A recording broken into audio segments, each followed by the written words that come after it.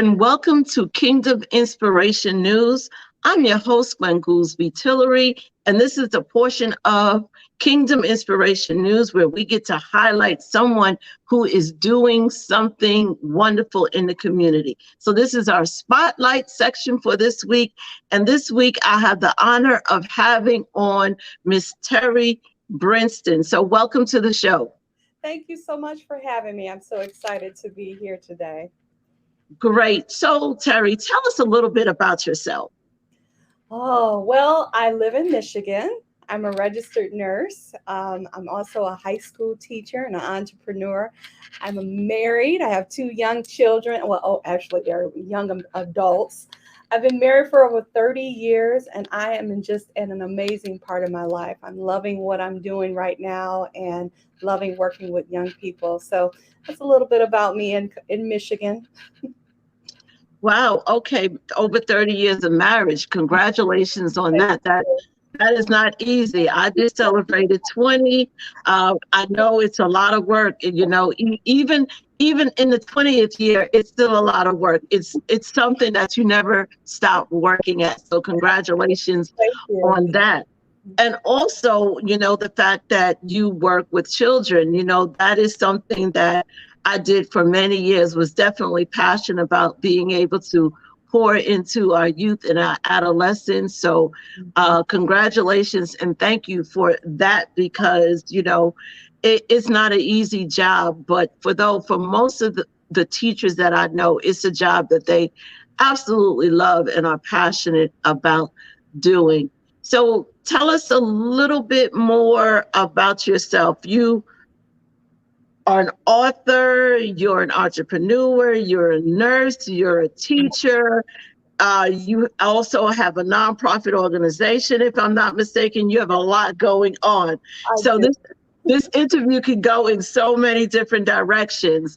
But let's start with your nonprofit. You just recently put on a conference, and it was titled Help for Childhood Barriers. Tell us a little bit about that, how that all came about. Right. So just thank you again for allowing me to be on your show. My conference was just amazing. I've been working in education for over 25 years. And what I found that a lot of times my students struggle with receiving the content because they had all of this garbage, all of these barriers that was really preventing them from recognizing that they could do it, for one, and for being successful. I struggled myself with barriers as a high school student. I had a learning disability. And so, very much, I can connect to what my students were going through. And so, but I recognize also by teaching that I can't solve all the problems. Our kids are dealing with incarcerated family members, learning disability, medical issues.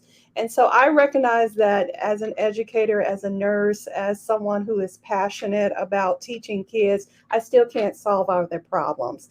And so the conference that we put on was a way for me to tap into all of the amazing resources that are already there, and to help to bridge that gap between the students who need the resources and the resources that are out there, and kind of connecting them with the parents so that they know that there's resources, there's help out there.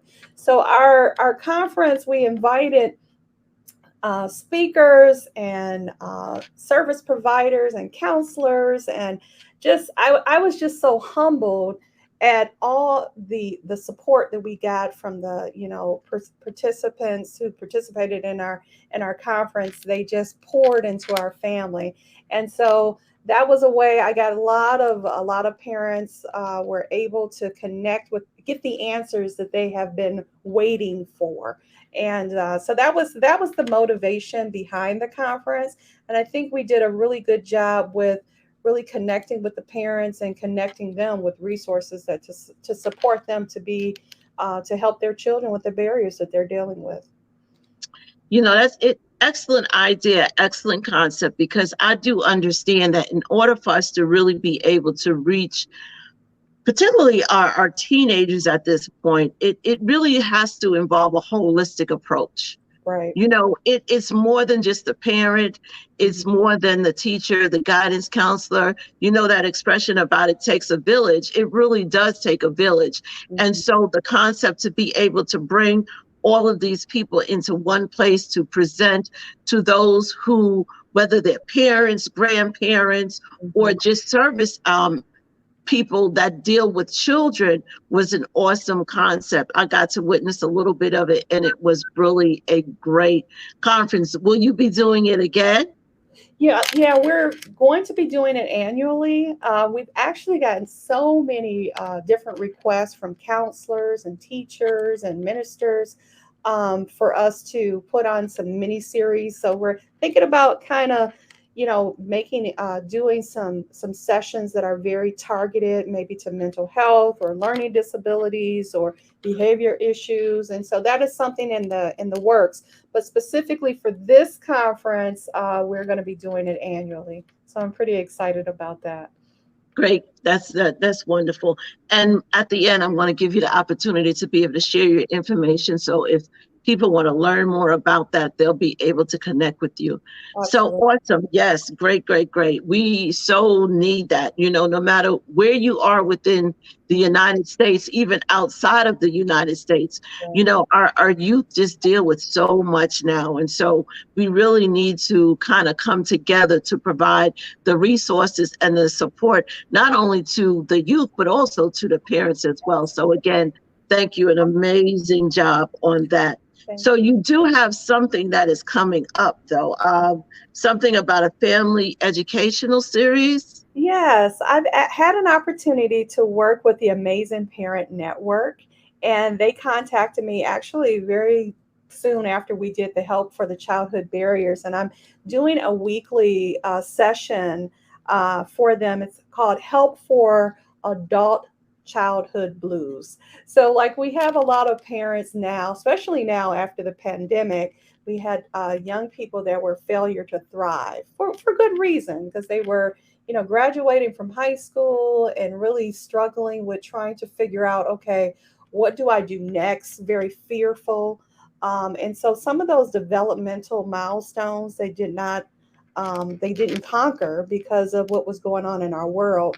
So what we are doing is this particular session, I'm working with the Amazing Parent Network. They're doing it's called a family series, and they have a variety of different speakers that are talking about specific topics. But I am talking to that parent who wants to help their adult child to thrive, and just really, sometimes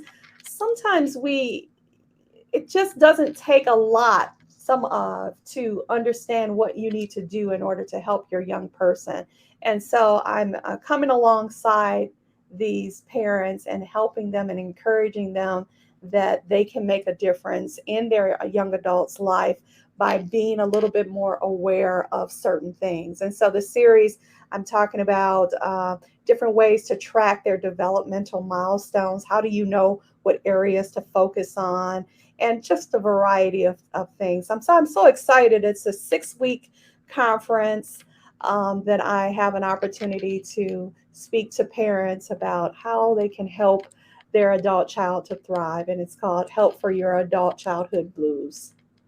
Now, is this something that's going to be open to the public, or is it just a select few people? It actually is a free conference, and so it's an amazing conference. It's free for everyone. I'll give you some information so that you can share with your guests. But it's virtual, and you can just log in and attend the conference and participate and receive the free gifts that we're offering. So it's an amazing opportunity for our parents, and it's being broadcast internationally. So I've had that opportunity to be an international speaker. So I'm excited to be a part of this new network, this program that they're doing. So actually share the information now. hmm Let me get that out there to you. Yeah, I'll put it in the chat. And if you're a parent, if you could just kind of share this information. Like I said, my presentation is on Wednesdays at 5 o'clock. It's about 35 minutes. And just some amazing, I have an opportunity to really share my passion. That's good. And once again, the concept of being able to bring together the experts for parents so that they can provide the help and the resources to their children that need to be provided. You mentioned, COVID, the last, now we're going into almost 3 years, have been particularly difficult, for parents, not just for parents of teenage children, but parents across the board, not just older children, many children, because of COVID, people lost their jobs, people got sick, may have had to return back home. So parents are kind of, in some cases, kind of at their wits' end, like, what am I supposed to do? You want to help your children, but sometimes you just don't know what's needed to be able to do that. So this sounds like a wonderful organization and opportunity for people to be able to come on and give specific tools and practices and resources to be able to help them. Yeah, I'm definitely so proud of just the doors that are opening that allow me to really expand my village. Because as I work with young people and I work with families, I always get all of these different questions. How do I help my son or daughter with these things? And of course, I know my area of expertise through my nurturing, through my nonprofit. I work with parents and I work with young people to help them to recognize that there is an answer. I help them to dream again. I deal with those self-limiting beliefs and I help them to recognize that they're ready to move forward. But then when you get them all ready, it's like, okay, I need some counseling. I need some information about mentoring. I need this and I need that. And it's like, I don't want to just leave them. And so this is why I have to build my village, because I'm like, okay, I'm going to turn them over to someone that I trust, that I've had an opportunity to vet. And then I stay in their life to say, okay, how are we doing? And so that's why I love what I do, because it definitely takes on that village mentality. And as I have the opportunity to extend and expand my network and get to know people like yourself and other people who are doing amazing things, I turn around and I introduce them to the parents and the families that I work with. That's good. So were you able to locate the information? Yeah, I put it in the chat. Okay. Yeah. All right. I want you to just say it as well. Okay. Are you able to? Yeah, the name of it's called the Family Education Series, and it's the role model maker. And there's a specific chat. There's a specific link that's connected to for me, so that people understand, can connect and go to my particular session. And so Okay. the link is in the chat. It's called the like I said, the role model maker, and it's pretty long, but it's a role model maker, the Okay. Family Educational Series. Yeah. What I will try to do is I will try to make sure that I add it to the broadcast so that people will be able to connect. That's what I will do to Okay. make sure that they get it. I will add it to the broadcast. All right. So the conference that you did, now this experience, Right. and now recently as well, you just released, you're a part of an anthology which is entitled Live Your Faith Out Loud, and it's volume 2. And so this is an anthology that was released, was it early this week or the end of last week? Actually, last week, the end of last week. I am so excited to be a part of this anthology project. When you say just some amazing individuals that I had the opportunity to collaborate with on this project, one of the things that I don't know, I'm recovering from COVID. And so I wrote a book, Grateful for the Journey, Surviving COVID-19.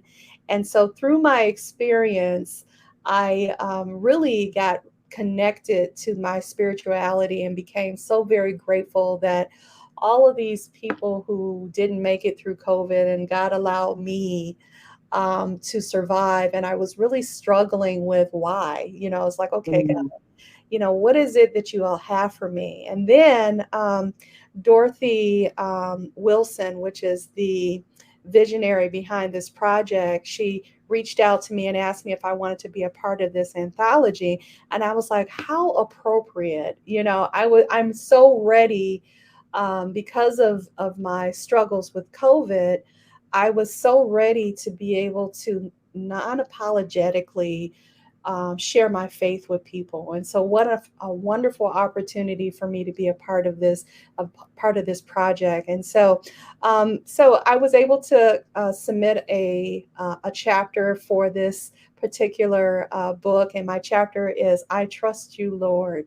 And so, mm. just an amazing opportunity for me to come alongside these amazing women and men, read their chapters. You just got to get the book. It is just, chapter after chapter of encouragement, of support, and it was just so timely for me to have this opportunity to be a part of this project.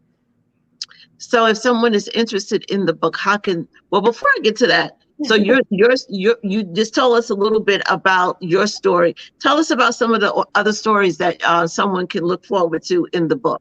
Oh man, there's so many different stories. I don't want to give them away too much, but I would encourage people, if you are struggling with your faith, struggling with connecting to the fact that your struggle has purpose.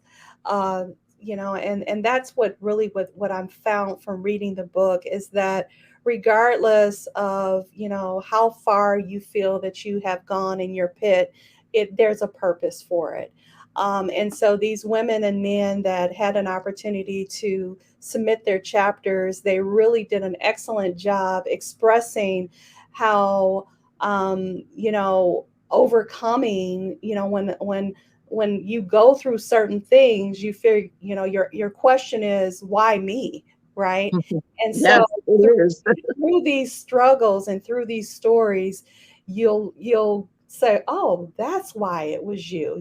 This is why I had to go through that. I know, me personally, I had the opportunity to really connect with the fact that God really orchestrated every aspect of my life. All of the trials and the tribulation, they all had a purpose. And I think through this book, our readers will connect with that. People go through different things, and we struggle through different things for a purpose. And it's God definitely gets the glory. And so, definitely a must read. The book is an Amazon bestseller, so that you can get the book on Amazon. And this, like I said, this is volume 2. Had the pleasure of being a part of volume 2. There was another. The previous volume was really well done as well. Dorothy Wilson just is an amazing woman, and she just is so anointed with bringing just some amazing people together. I know I keep saying amazing, but having so many people together, that has just it's just a great book. So I encourage people to really patronize and get this book. It's a great read. I'm going to be doing something like a book study soon, getting Christians together, Christian women or men together, and we're going to go through this book so I can encourage them to find opportunities to live their faith out loud and show them how to do that. So I'm looking forward to that. So we'll talk about that another time. Great, great, great. And again, the title of the book is Live Your Faith Out Loud, Volume 2. Yes. Before we end, you said you've been married 30 plus years. So you've talked about a lot, but so many marriages struggle nowadays. So I actually want you to end on the note of, one, giving some advice on, what you've learned in these 30 plus years. What would you share as it relates to marriage? And then share how people can connect with you on social media, your website, or however you would like for them to contact you. Right. Well, marriage. One of the things that I think I would like to share with your audience as it pertains to marriage is, as a woman, know your power. One of the things that I recognize later on in my marriage is that I have the power to lift my husband up or tear my husband down. Mm. And knowing that when I lift my husband up, he feels powerful and supported and confident, and he in turns lift me up. And I think that that was something that through through trial and error. Marriage is hard. It was a lot of hard work. But when I released and allowed him to be the head of my house, and I lifted him up and supported him to be the man that he needed to be, then our relationship turned around. Our, just the way that we deal with our children turned around. And so knowing my power, and women, knowing your power, that you have the power to, lift your husband up and not tear him down, and always give him the opportunity to be that man and that head of that house, it definitely will make a major impact in your marriage. So that's what the advice I would like to give. Great advice. I think that's great advice. So how can people find you, reach you, talk to you? The easiest way, I have several, different websites for my nonprofit, the Nurturing Wellness Group Foundation.org. That's my nonprofit. You can also look at my website, which is terrybrinston.com. I think those are the easiest way. Of course, I'm on Facebook, Terry Brinston. So just Google me, Terry Brinston. I come up. And so I would love to hear from you. I work with, like I said, young people, high school students, and also young adults and parents. I love empowering our parents and our young people to reach their full potential. So that's the best way to reach out to me. Okay. Mm-hmm. Great. Thank you so much for joining us. You gave just good information. Mm-hmm. And please, if you're that parent struggling, go check her out. Get the help that you need. There is help out there. So you don't have to struggle alone. Go get the help that you need. So once again, Terry, I thank you for coming on, and just continued blessings to you. Thank you so much for having me, Gwen. I appreciate it. God bless you guys. Thank you.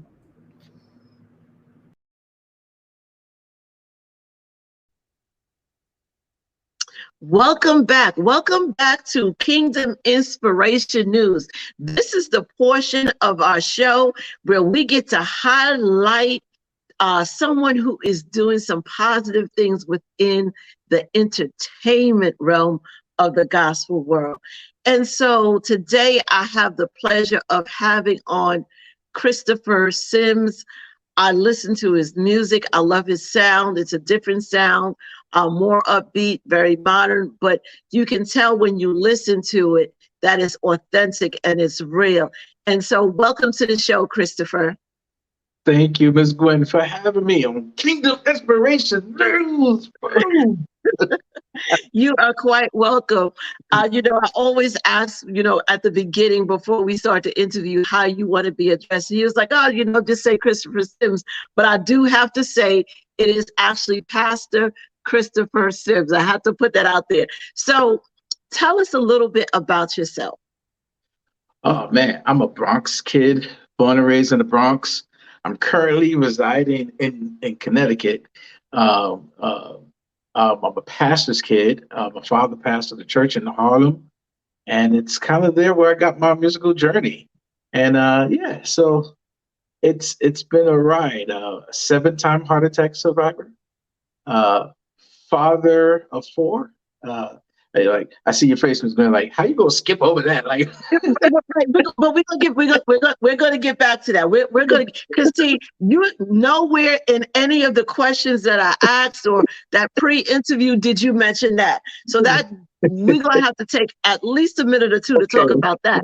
But before we get to that, so you grew up in a church. Your father pastored a church in Harlem for over 30 years. Yeah. So you come with this experience and knowledge of those, probably those old hymns and that Yeah. soul stirring gospel music, correct? Correct, correct. And all of those things. My father was a big lover of like Canton spirituals and like all those guys. And I love sitting down with him and watching those videos and those performances. And so, and like I said, I got my start in music in the church, and started playing the drums in church. And then my sister pulled me off the drums one day, passed me a microphone, and said, "You're gonna sing this song," and that's how I got my start with singing. And that's how I kind of knew that singing was something that was in me, that's something that God put in me. And so, and from there, my cousins and we started an all-male group called Sons of God. And it was in that group that I discovered writing original music. And so it all started to come together, and all started in church. And I'm still in the church, very much a part of the church, very active in my local church. Yeah. Okay, nice. So so your sister pulls you in, you start singing. So there are a lot of people that sing in church, but don't go beyond that to actually launching into, becoming a gospel artist. Right. So what was it about, singing, or, the whole entertainment music realm that kind of drew you in? You know what it was for me? I grew up as a quiet kid. I was an observant kid, so I lacked the skills to articulate my thoughts and feelings, and I found that ability to do that through music and through writing music. And and my cousin Christian Rose, who was a part of the all male group, he was the very first person to inspire me, because he put out he came out with his own CD, and it just blew my mind. I was like, wait, this is possible. Like it was never something that I thought that it could happen to me, that I could be an artist. I felt like it was something that was too big for me. And then when he did it, he showed me that it is possible.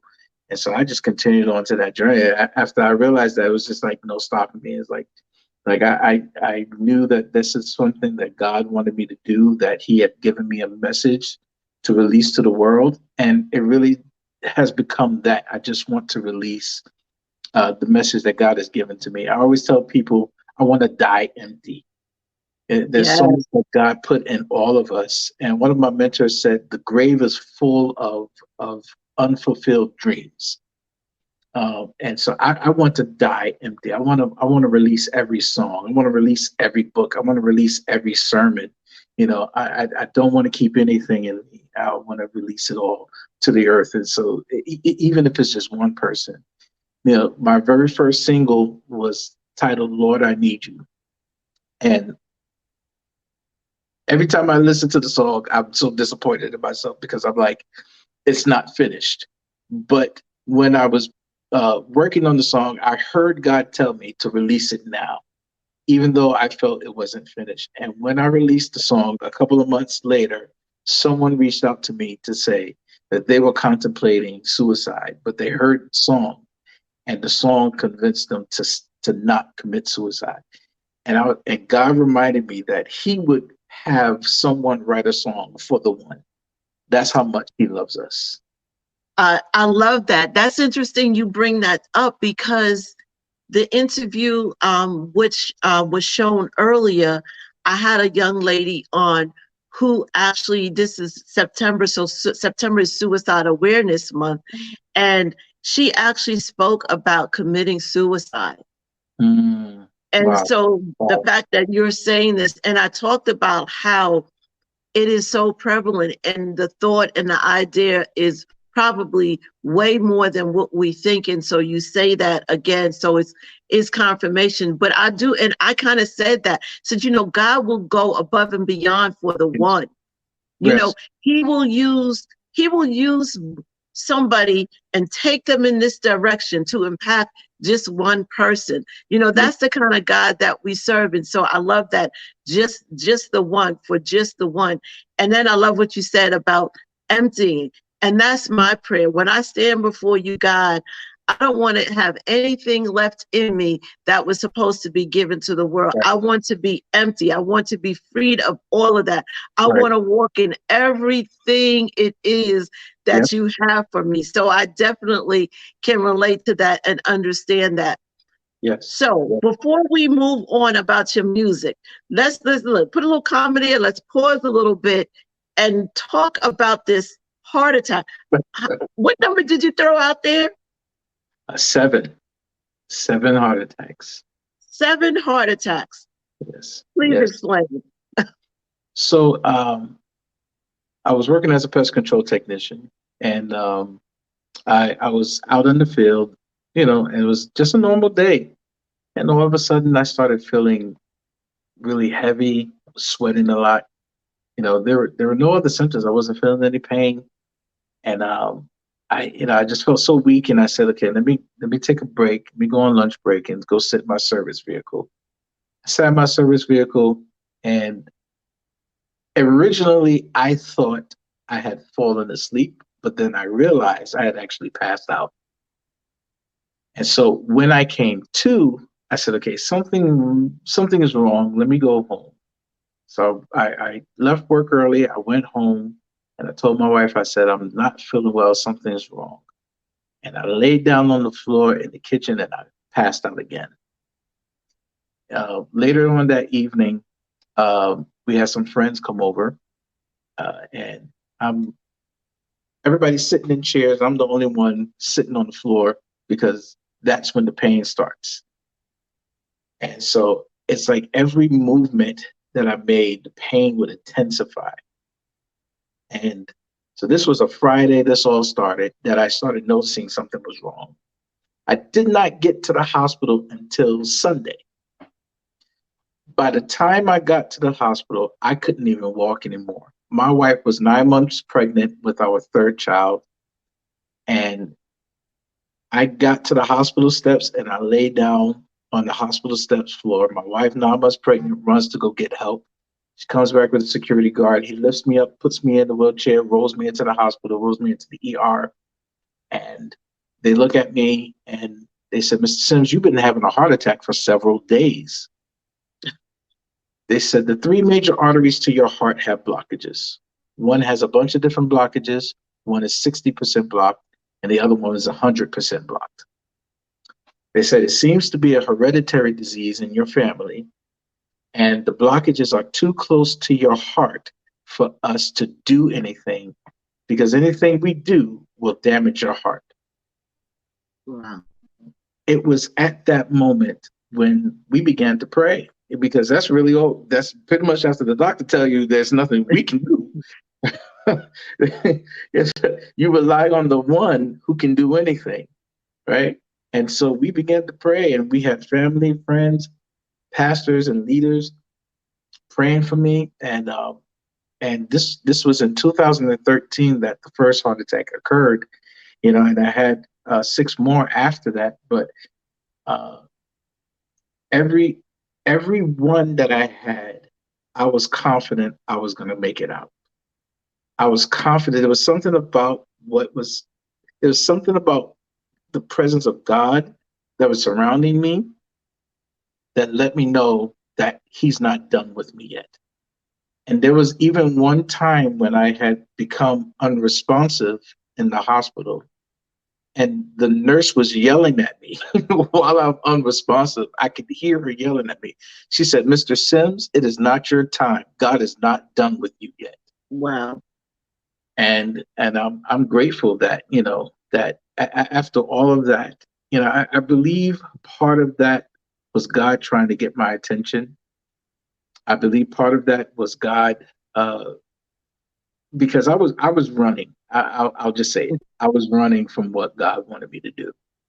And, you know, being a pastor, you know, being in music, these things are scary things, you know. these these are big, huge responsibilities. That's how I see it anyway. I don't see it as a prestigious thing, as something that, I pat myself on the back for doing. I'm proud of the work that I'm able to do that God gives me. But I see it as a huge responsibility. And I just want to fulfill the call and the purpose that God has in my life. And like we said, I want to die empty. I want to make sure that whoever needs to hear whatever message that God has given to me, that they hear it, because we don't know what kind of encouragement that person may need. Yeah, Absolutely. How long ago was that? this was the first one occurred in 2013. Okay.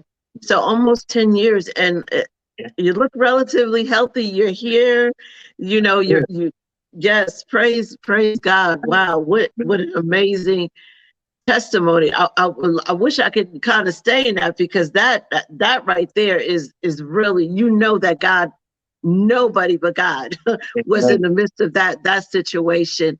Amen. So I have a video that I'm going to share. Tell us a little bit about that song and the inspiration for that song. The song is titled Desperately Waiting. And this song originally started out as a worship song, and in my opinion, it still is a worship song. It doesn't sound anything like what you would anticipate a worship song would sound like. But this song started out with I'm a worship leader as well. So, the song started out as a prayer there's this moment before I go up to lead worship, and I'm praying, I'm telling God, I'm about to go up and I'm about to lead worship, but there's nothing I can offer these people that's going to change or alter their life in any way, shape, or form. Anything that's going to change their life or alter their life is going to come from you, God. So we will wait for you, because we don't want to have church and not have change. Ooh. So God, we will wait for you to come. Until you come, then we're desperately waiting for you. And so that's where it starts. That's what the song started for me. And it kind of blew up to something more. And as people heard the song, people were sharing their testimonies with me, and they were saying, listen, I've been desperately waiting for financial breakthrough. I've been desperately waiting for healing in my life. I've been desperately waiting for my marriage to be whole. I've been people just been sharing their testimonies about how the song has been ministering to them. And I love that. I love when people are able to take a song that I've written, and they can apply it to their lives individually, because it means so much more that way. So Yes.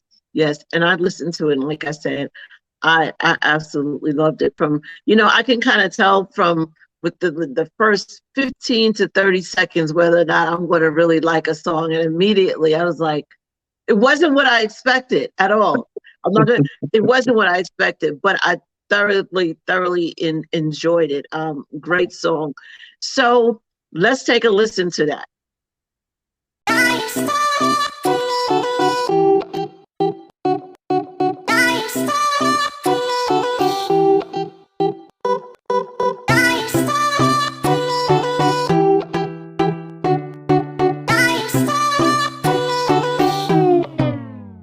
I've been waiting for a change to come. I've been praying, when will this pain be gone? I have tried way too hard, and I cried way too long for me to just stop here and die here. Yes, I've been hungry, feeling incomplete. Spirit is willing, but all the flesh is weak. Whether my mind is fast or slow, whether I'm mad that I don't know. I'm at the crossroads of my life. There is no one like you do. You know my flaws and know my secrets too. There is no one love me like you do. When I'm in trouble, you come to rescue. So desperately waiting on you, desperately waiting on you, desperately waiting.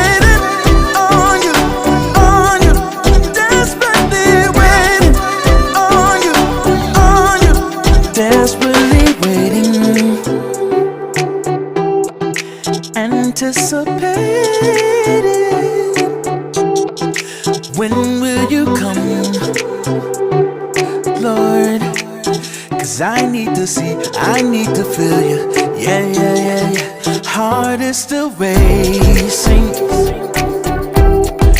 patiently pacing. Cause when you are near, I can see clear, no longer fear. Yes, you are here. Yeah. There is no one like you do. You know my faults and know my secrets too.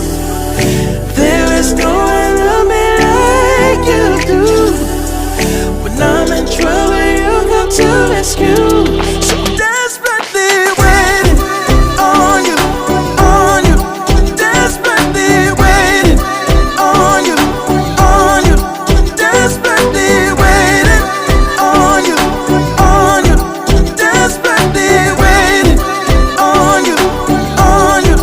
Desperately waiting. Never let me down before. You're like the first time elevator operator. Never let me down before. And yeah, I seen the ground before, but I got back up like cops. Roger that. 10-4. Psalms 10 verse 4. The wicked are too proud to seek God. So a wise man know that he really need God. Look to the hills, you can see God. Without your love, I don't know where I would be, God. Oh, I need a brighter day. Take the clouds away, take the rain away, take the pain away. You're the shepherd from the Psalms. Lay me in Travis green pastures, and I'ma sing you made a way. Until then, I just patiently wait. Steadfast, never wavering in faith. Like when the doctor is busy, you just patiently wait. Good doctor, my patience is great. Desperately waiting on you, on you. Desperately waiting on you, on you. Desperately waiting on you, on you. Desperately waiting on you, on you. Desperately waiting.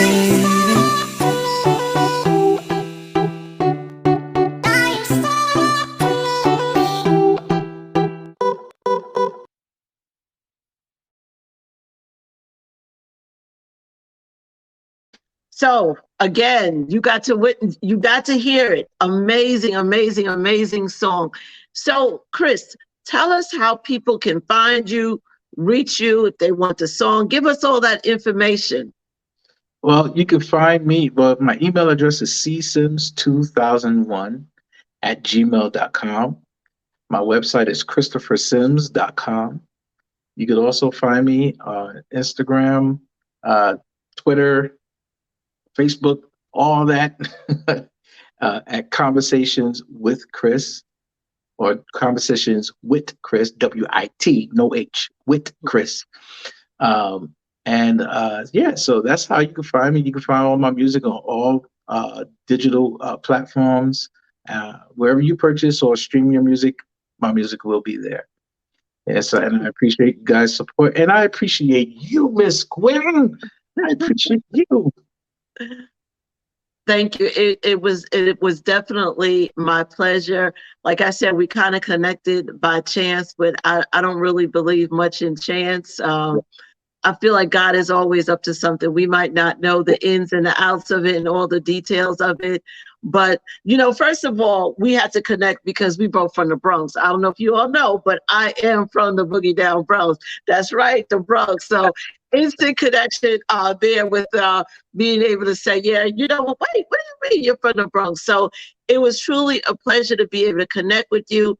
Listen, I'm probably going to be calling you back on because I really, really want to. This story of the 7 heart attacks is just amazing to me. So I really will probably be reaching out to bring you on again for you to be able to share more of your testimony, because I know it's so much deeper than what you were able to just share with us. So I will be inviting you back on. But until then, he has given you his social media. Go reach out to him. Go on Spotify, Apple, wherever you get your music, get his music. And Christopher, again, I thank you. Any advice, any inspiration you want to give to anyone that might be listening before we end out? Oh, man. Ooh. During the pandemic, God had given me this word. And at the time, I didn't really know what it meant. But the word he gave me was, this won't kill you. And It came from the scripture where Jesus told his disciples to get into the boat and go to the other side. And I was conflicted because the issue that I had was the disciples were actively obeying what Jesus told them to do. And in the midst of them actively doing what he told them to do, they were hit with a storm. One of the words that we love to use interchangeably with the word storm, especially in the church circle, is trouble. So, God, I'm doing what you told me to do, but here come all of this trouble. What in the world is all of that about? And he reminded me, he said, this is not to kill you, but this is to prepare you. And what is it to prepare you for? It's to prepare you for what is on the other side. If you remember the end of the scripture, when the disciples reached the other side, right? They were met with that crazy man that was living in the graveyard, right? That Jesus was able to heal and set free. Sometimes what's the storm that we're going through, it's not even about us. It's about who or what is on the other side. And whatever the storm itself is, we oftentimes misunderstand the storm. We think the storm is there to kill us, but it's really there to prepare us. And it's a few things, and I'll try to be quick, that I had to learn. That the storm is a temporary but necessary inconvenience that is designed to not to kill us, but to if we overreact, right? The storm can't kill you, but how you behave in the storm, that can kill you. Because what happens sometimes, what people do in the midst of the storm is that they jump overboard and wind up drowning themselves. So the thing that's there to prepare them, they wound up allowing it to kill them when it's just there to prepare you. That's so good. I mean, as you said that, I thought about, something in my own personal life, and you almost used the exact same words. Well, I'm obeying you. Why this now? But you are absolutely right. It was meant to prepare. So again, thank you so much. Thank you for being on. Again, make sure you go and you check him out and be blessed. Many blessings to you and everything that you're going to be doing and already doing. You're watching Gwen with Kingdom Purpose TV.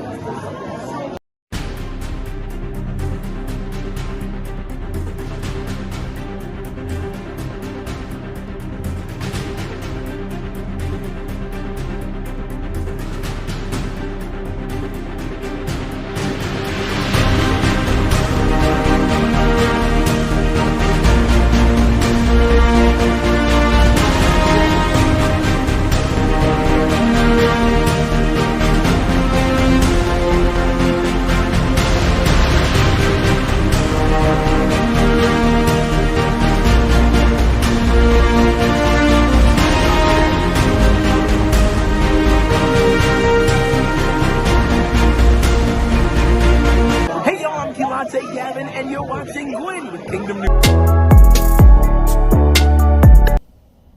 Hello, and welcome to the entertainment portion of Kingdom Inspiration News.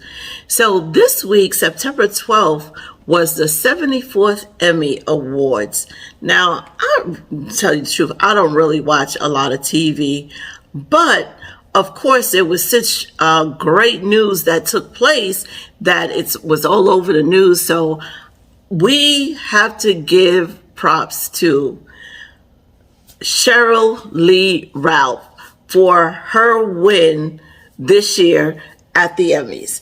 So she won for Best Supporting Actress in a Comedy Series for her role in Abbott Elementary. So here's the exciting thing about it. The exciting thing about it is that she is 65 years old. She's been in the business for well over 30 years. And this year, she gets an Emmy. So this is bigger than the entertainment news. This speaks to some other things that I just want to talk to you about. First of all, she had to remain faithful in what it is that she believed that she was supposed to do. 30 plus years in, and she's just getting recognized, but she remained faithful. There's a lesson in that for us. The other thing in that is that we can learn from that is God has his timing for everything. You know, she may have been thinking, you know, I'm never going to get this Emmy, or I'm never going to get any kind of recognition for what I've done for the last 35 years plus. But how about I tell you, God can show up and change that thing in an instant. But the only way that he can do that is if you remain faithful. So let's take a lesson from this and recognize that no matter how things look, if whatever it is that God is telling us to do or giving us to do, remain faithful in it. You know, don't give up when things don't look like they're going right. If you truly believe that this is what you're supposed to do, again, remain faithful.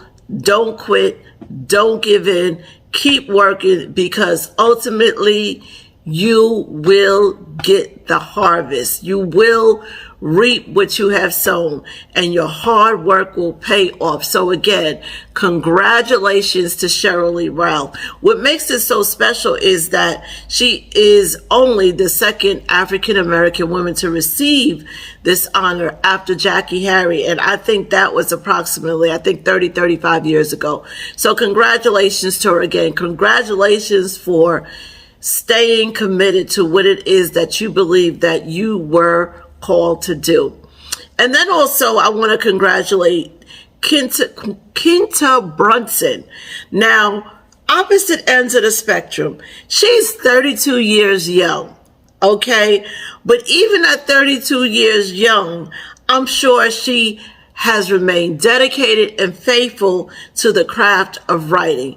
And so she had the opportunity to be nominated and to win for Best Writing in a Comedy Series. So congratulations to her. And what's the lesson in that for young folk? You know what? When it's your time, it's your time. It doesn't matter how old you are. Just stay committed to what it is that you're supposed to be doing. And at any time, your big break can your big break can come. The situation can change, and the situation can turn around for your good. So that's really why I wanted to share these two stories, is because it really is inspiration to us in what it is that we're doing. We might not be writers, we might not be actors or actresses, but there's something that we're passionate about doing. There's something that God has given to each one of us. And so we just need to remain faithful to it. We need to just ignore the naysayers and all the doubters, and not allow, the little things that come up, the trials, the tribulations, the stumbling blocks, to stop us from doing what it is that we're supposed to be doing. So stay committed, stay faithful. You might not get an Emmy, you might not get a Grammy, but you know what? God will be pleased if you remain committed. So that's our entertainment news for this week. Again, I congratulate both of those winners, as well as all the winners of the 74th Emmy Awards. So that's our news. See you next week with more entertainment news on Kingdom Inspiration News.